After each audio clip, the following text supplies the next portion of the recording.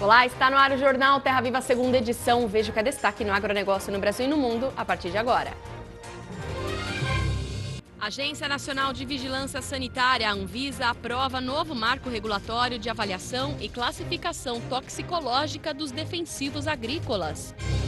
Setor produtivo comemora inspeção inédita feita a 4 frigoríficos por meio de videoconferência destinada a autoridades da China.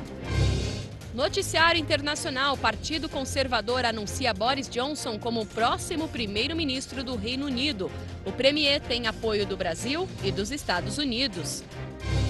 Coluna Direito e Certo, a advogada Samantha Pineda comenta a tensão envolvendo o governo e o INPE, Instituto Nacional de Pesquisas Espaciais. Fundo Monetário Internacional corta para menos da metade a previsão de crescimento da economia brasileira este ano. E ainda a China abre mercado para produtos lácteos brasileiros. 24 estabelecimentos estão autorizados a exportar leite em pó e queijos. Assunto para comentário de Silmar César Miller. Essas e outras notícias agora no Jornal Terra Viva.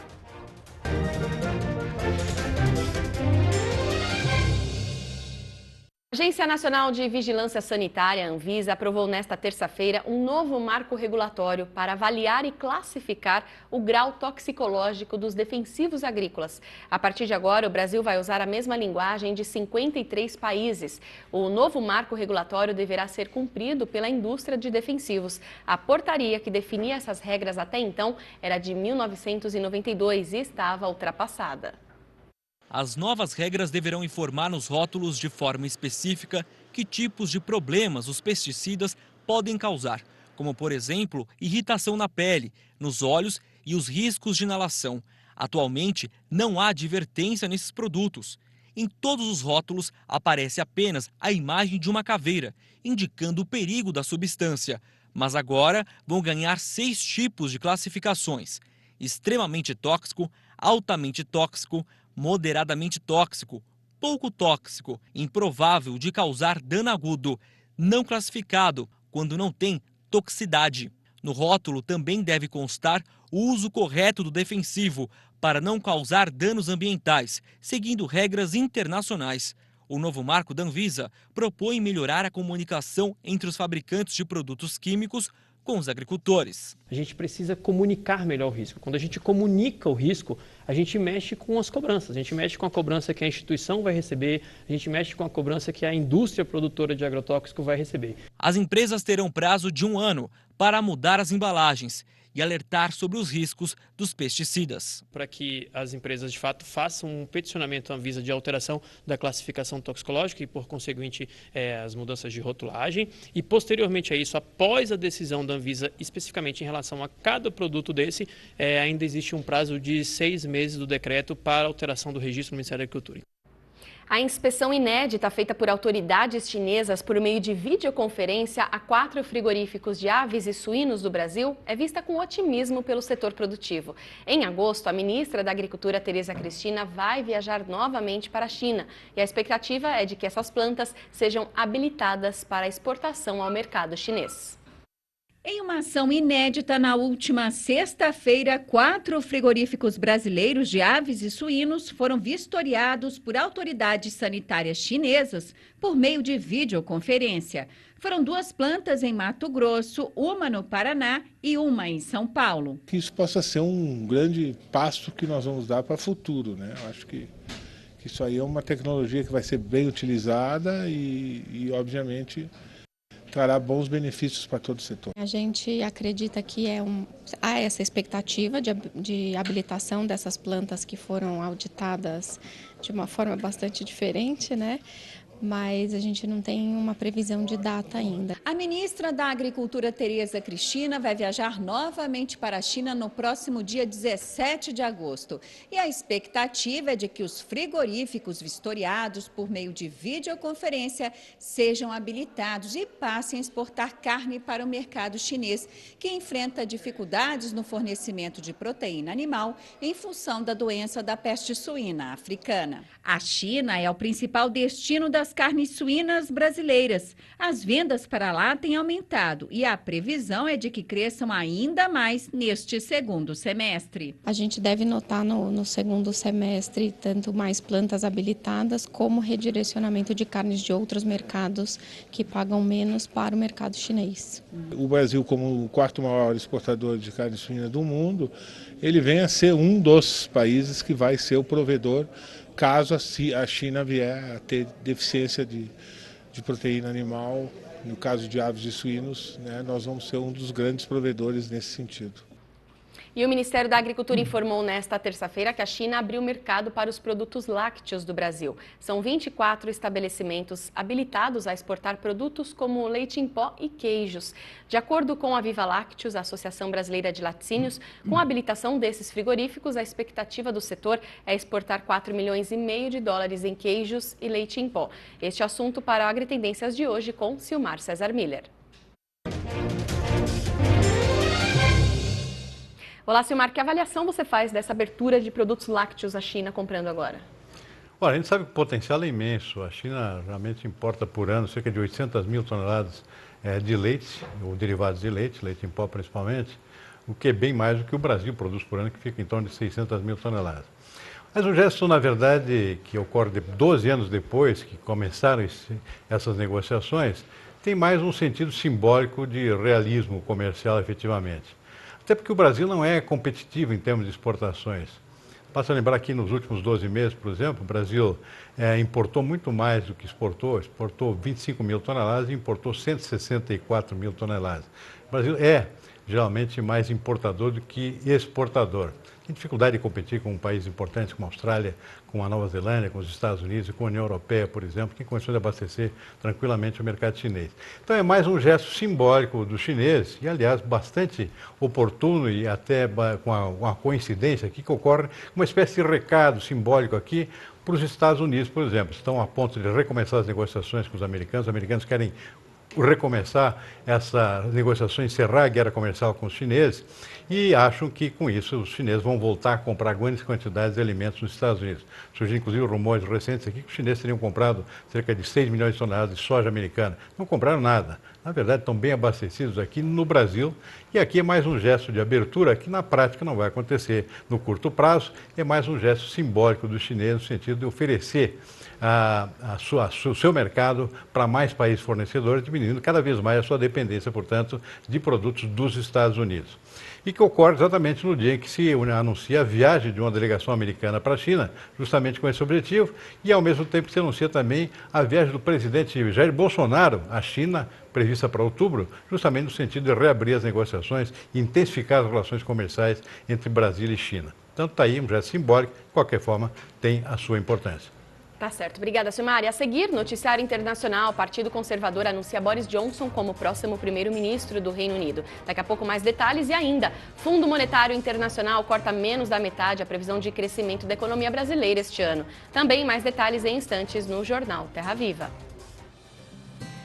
O dólar fechou com alta de 0,9% a R$ 3,77. E Bovespa leve queda de 0,2% aos 103.704 pontos. A cotação da soja negociada na Bolsa de Chicago recuou 0,3% a $8,92 o bushel. O Fundo Monetário Internacional, o FMI, cortou a menos da metade a previsão para o crescimento da economia brasileira este ano. Na atualização do relatório World Economic Outlook, divulgado nesta manhã, o fundo passou a estimar um aumento de 0,8% para o PIB do país este ano, enquanto que em abril a expectativa do órgão era de um crescimento de 2,1%. Segundo a entidade, a piora é resultado das incertezas sobre a aprovação da reforma da Previdência e outras reformas estruturais. A revisão para baixo reflete ainda uma demanda doméstica mais fraca que a esperada. A perda acentuada de fôlego do crescimento já ameaça afetar a expansão do próximo ano. Para 2020, a expectativa do FMI é de crescimento de 2,4%, abaixo dos 2,5% esperados em abril. E na Europa, o Partido Conservador anunciou que Boris Johnson venceu a campanha interna para a escolha do novo líder da sigla. Ele se torna, assim, o próximo primeiro-ministro do Reino Unido, no lugar de Theresa May. Boris Johnson recebeu cerca de 92 mil votos contra os 46 mil dedicados ao rival Jeremy Hunt. Aproximadamente 160 mil integrantes do Partido Conservador estavam aptos a votar. A taxa de participação foi de 87%. No discurso após o anúncio, Boris agradeceu Hunt, dizendo que ele foi uma fonte de excelentes ideias. Parabenizou Theresa May pelo trabalho feito. Falou em unir o país e que com o fim da campanha é hora de trabalhar, prometendo o Brexit até o prazo firmado com a União Europeia, 31 de outubro. E o anúncio do futuro primeiro-ministro do Reino Unido agradou boa parte da comunidade internacional. Aqui no Brasil, o presidente Jair Bolsonaro parabenizou a eleição do ex-ministro do Exterior britânico Boris Johnson para sucessor da premier Theresa May como novo chefe de governo do país.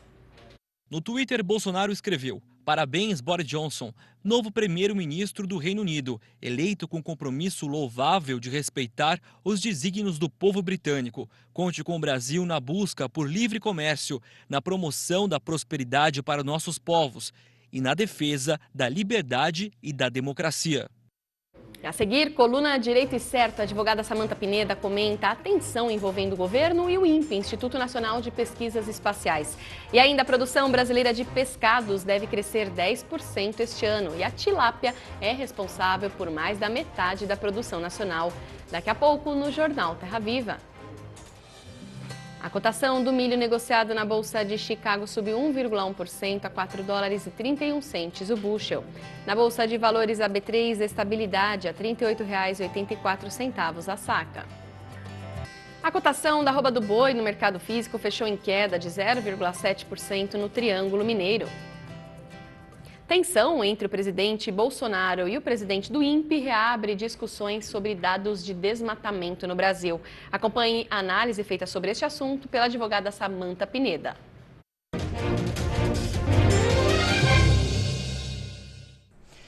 Bem, vamos analisar o caso Sem Paixões, tecnicamente. Um instituto vinculado ao Ministério de Ciência e Tecnologia, que por sua vez é vinculado ao governo federal, divulga dados polêmicos politicamente, sem se remeter, sem consultar os seus superiores. Nós só temos duas opções. Ou esses dados estão certos, ou os dados estão errados.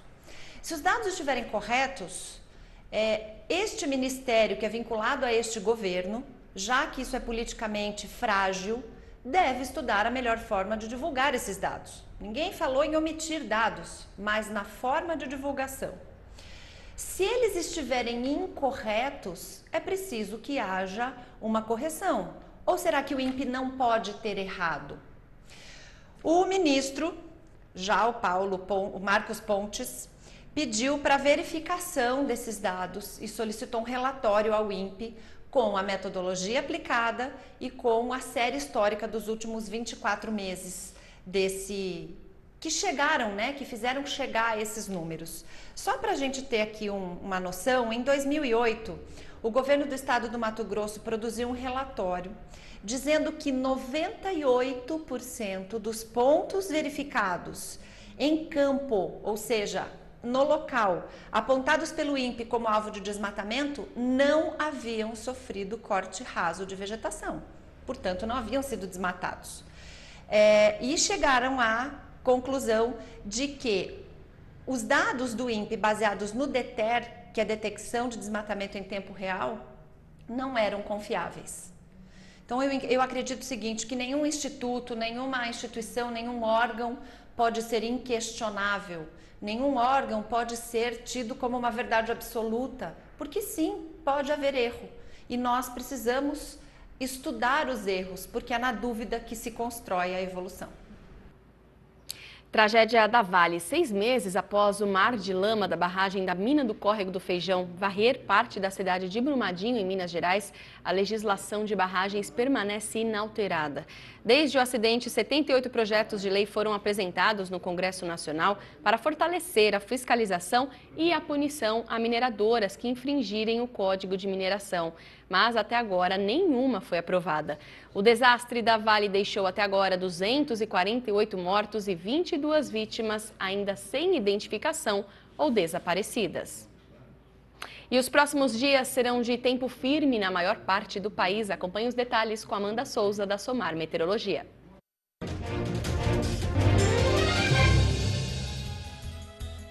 A estiagem tem persistido em grande parte do Brasil Central, o que vem diminuindo cada vez mais a água disponível no solo em áreas produtoras do Sudeste, do Centro-Oeste e em grande parte também do Sertão e Agreste Nordestino.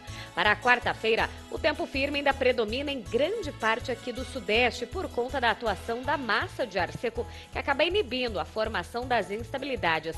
Aliás, vale ressaltar que pelo menos até o final do mês de julho, a tendência é de tempo firme, ou seja, a chuva não deve ocorrer, a frente fria não deve avançar em áreas do Sudeste. Aliás, o tempo firme também predomina em todas essas áreas mais claras do mapa e também com essa expectativa de terminar o mês com o tempo firme predominando. Já em áreas da região norte do Brasil, tem previsão de chuva devido às instabilidades tropicais. Em áreas aqui mais costeiras do Nordeste, a chuva também persiste e até com acumulados significativos por conta dos ventos úmidos que sopram do mar contra a costa. Mas a atenção toda está voltada mesmo para o sul do Brasil devido à formação de uma nova frente fria. Durante a quarta-feira, a chuva persiste e em praticamente todo o território gaúcho, a expectativa é de céu nublado, chuva volumosa a qualquer momento do dia. E a chuva deve vir acompanhada por descargas elétricas e ventos de moderada a forte intensidade. Pela manhã, temperatura mínima de 21 graus em Cuiabá, 19 graus em Palmas. No período da tarde, calor intenso em áreas da metade norte brasileira, mas em boa parte aqui do centro-sul, a temperatura ainda não sobe muito. Principalmente no sul do Brasil, a temperatura até cai após a passagem da frente fria, máxima de apenas 18 graus em Porto Alegre. Nos próximos dias, poucas mudanças, o tempo firme ainda predomina em grande parte do Brasil Central. Como eu comentei, esse tempo firme vai persistir até o final do mês de julho.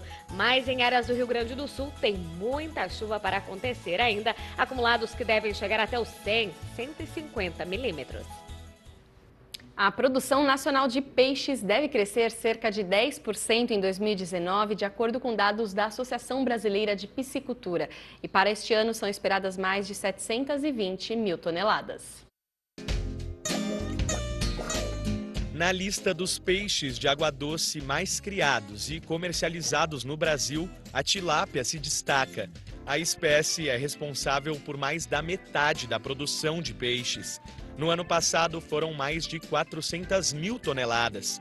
Para este ano, o crescimento deve ficar acima da média, 15% em relação a 2018.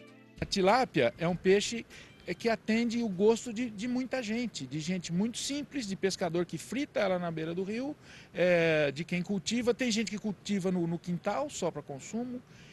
Então, essas coisas fazem da tilápia um peixe e tem no mundo inteiro. Os números colocam o Brasil como mercado em potencial para o setor. O país é o quarto maior produtor de tilápias no mundo, atrás da China, da Indonésia e do Egito. Mas a burocracia na legislação brasileira impede que a diferença em relação aos chineses diminua por aqui. Nós estamos na casa de 400 mil toneladas por ano e os outros produzem mais de 1 milhão. São raríssimas as aquaculturas, estou falando de peixe e camarão principalmente, que estão totalmente legalizadas. Então, como é que um empreendedor de fora, ou mesmo aqui do Brasil, vai montar uma piscicultura e investir 30, 40 milhões de reais, um monte de dinheiro, vamos dizer, para fazer um negócio, se juridicamente ele é instável? A maior parte da tilápia consumida no país vem do Paraná. O estado de São Paulo aparece como o segundo maior produtor no país. Para manter a produtividade e qualidade do peixe, o criador deve ficar atento à dieta do animal. o produtor de peixe ou de outros organismos aquáticos precisa se preocupar com a qualidade da água. Onde que acontecem os impactos que alteram a qualidade da água? Vamos esquecer a temperatura, que são fatores climáticos, mas essas substâncias que podem intoxicar, ao invés de excretar, elas entram por corrente sanguínea do peixe. Vem da alimentação. Então, a alimentação precisa ser o melhor possível. O bicho precisa comer e excretar pouco.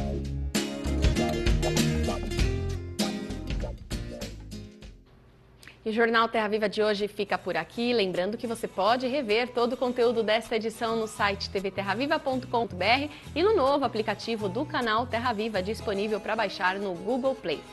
Obrigada pela companhia e até amanhã.